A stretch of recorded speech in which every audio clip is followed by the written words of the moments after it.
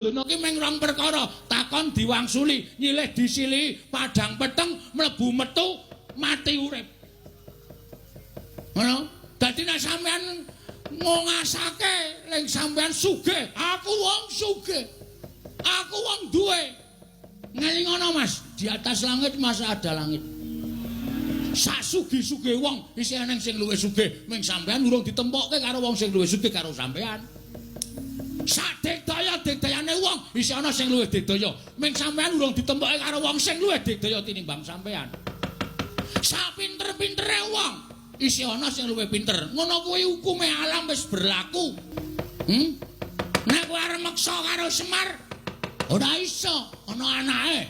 Semar duwe kewajiban nang kene ora sak penake dhewe. Lho, yen ngono Semar ora gelem tak boyo ning Pager Alun, mesti ora.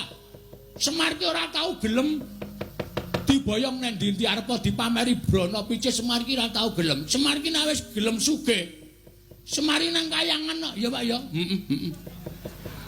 Iki kakane Bathara Guru e, ha ta Pak? Iki Bathara dosen udu-udu. Udu dosen ora, ajare kakane Bathara Guru. Bathara Guru kae adikku, kae Manikmaya, aku Ismaya. Kae adikku, kakangku meneh Pak Dimutaga kae Tejamaya. Wah, aseme. Berarti dewa tenan kowe Pak. Iya. Wah, gleleng iki aku anak dewa ya Pak ya. Kapan-kapan dolan ning kayangan Pak. Rasa. Aku pengen renang ning Karang Kawidodaren.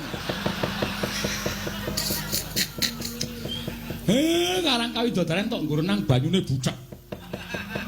Juang kalbu meko ya.